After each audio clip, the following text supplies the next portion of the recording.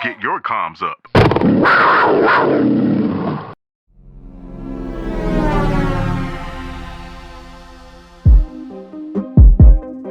What's going on, Panthers fans? It's David Walters here. Well, we got what we wanted. Matt Rule is out as the head coach. Hallelujah. We're happy about that, right? But all the ingredients of the cupboard are still the same. So we're moving on to Steve Wilks. Steve Wilks is a local guy. Went to West Charlotte, played at App State. I think he played for our Charlotte Rage Arena League football team. He's the right guy for the job. I feel like most Panthers fans are pretty accepting of him being the intern for the time being. Seems like a real no-nonsense guy, real cut and dry, all business. Exactly what I feel like the Panthers needed at this point. Last week, Matt Rule, the 2-point conversion that we went for, that didn't send me out the door, but kicking the field goal when we were down by, 18? That was enough. I had seen enough of Matt Rule, and so I just stood by and kind of waited the next day or two for the news to fall. It had to be coming. You had to stop the bleeding at some point, and we had to get him out of here. Good luck to him. Good luck to him and his family. It just wasn't going to work here. It was just never going to work out. And I don't understand why we had to keep him through another offseason, 5 games into another season and all that to figure out what most of us Panthers fans already knew, that Matt Rule wasn't the guy for this team. But we don't have to even worry about that guy anymore, okay? Steve Wilks. Steve Wilks says he's going to use a lot of the same principles on defense. We said bye to Phil Snow as well. He brought in his guy, Al Holcomb. That's his right-hand guy when it comes to defense. Al Holcomb says what they've been doing has been working, so he's not going to deviate very much from that. And I agree. That's probably the way to go. Our defense has been pretty solid this year. All it needs is a little bit of help from the offense so that we're not dead-ass tired by the fourth quarter and can't hold up. Bend, but don't break kind of mentality for our defense, and I like it. He also said that, one of the things that's going to have to happen with this coaching staff is everyone's going to have to be on the same page. Now, we remember Matt Rule last year, the year before, had said, hey, I want to be a running team. That's the kind of team I want to go with, we want to run the ball, we want to play defense, and he was never able to get on the same page with then offensive coordinator Joe Brady about, what kind of offense are we going to be, Typically, we've had a kind of a ground and pound defensive identity here in Carolina through all our other coaches, even starting with Dom Capers. We'll skip over the next one. We'll talk about John Fox, and we'll talk about Ron Rivera, hard-nosed, down-to-business guys. I think that's some of the best football you can see. Good luck to this coaching staff. Steve Wilks definitely deserves the opportunity. Whether Tepper's going to stick around with him after the season, I guess we'll see. We're going to have to see where this team goes from here. Like I said, it's the same ingredients, just a new chef. So let's see how he can cook it up. Baker's going to be out, it appears. Now, he kind of backtracked a little bit, said that Baker may play this week, but P.J. Walker is slated to come in at quarterback. He's 2-0 as a starter. That could be a little bit deceptive, but he can move the ball up and down the field. He can also turn the ball over, here and there. Hopefully we can just get some steady quarterback play and move the ball a little bit.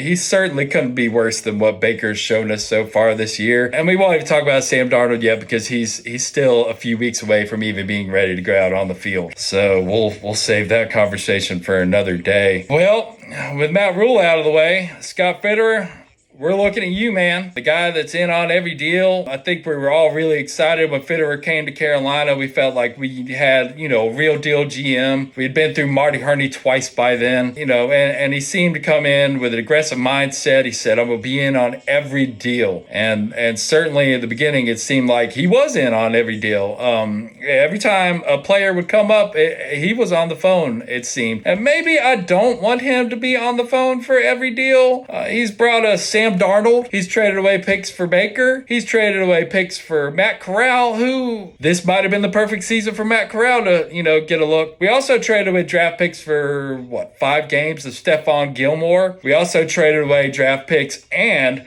Dan Arnold for CJ Henderson, who hasn't just underwhelmed as a cornerback. The bad plays he's made have been like monumental. I mean, game-changing bad plays. You know, from the pass interference play to what he did last week, I just don't know if it's going to come through for CJ Henderson. I would love for him to be the shutdown cornerback that he was projected to be coming out of Florida, but I'm starting to give up hope that that's going to happen. And then also he traded away Denzel Perryman, a Pro Bowl linebacker who said just wasn't going to be able to help us out. Keep in mind, Matt Rule, I think, had the final say on all personnel decisions, so maybe he can hide behind that, guys, but that's gone. You know, so we're looking at you, Scott Fitterer. I think you've got what it takes to make us a competitor. You brought in a lot of good players. You've had some good draft picks, but you've left us with 4 picks in the upcoming draft. I think we have our first and second and our own 6th and 7th. So that's all we got to build with.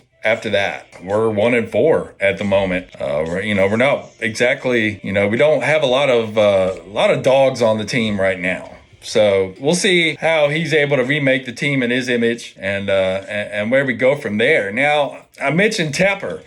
It's always fun to watch Tepper get up there in front of the press and kind of fumble and bubble around with the words. He seems so clueless sometimes, and it's funny to watch, who was it, Scott Fowler, the guy that he was getting all petty and into it with. And I don't know, obviously he knows something I don't. He's a billionaire and I'm just a fan of the team that he owns. But it just always seems that I don't know. I feel like he might be the problem. We're never going to get out of that. I don't see him selling the team. This is his new shiny thing. He's moved to Charlotte. He's brought us music. He's brought us soccer.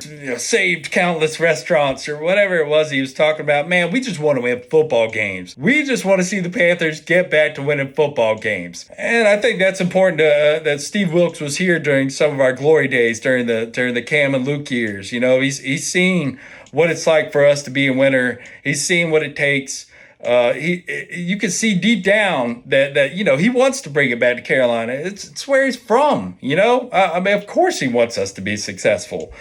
So we'll see what happens with that. But oh man, I can't stand David Tepper's hands all over it. I feel like we wasted so many draft picks on other quarterbacks when we should have just stuck with Teddy Bridgewater. And I know some of you guys didn't like what Teddy was doing, but he was here to just be a bridge quarterback until we found what we needed. And we abandoned that plan after one season. And supposedly at the behest of David Tepper, he said he wanted to see something different. He was tired of seeing that. Well, I bet you're tired of seeing Sam Darnold and Baker Mayfield and P.J. Walker and Kyle Allen and all those guys too. So I don't know. Hopefully we can move forward. Hopefully we only have to use one more draft pick to get a quarterback, and it could be this year. We may be drafting pretty high.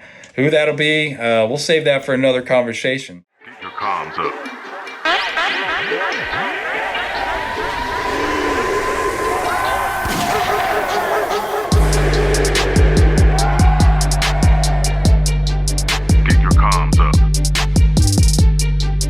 The Panther Comms Podcast with Timmy VO.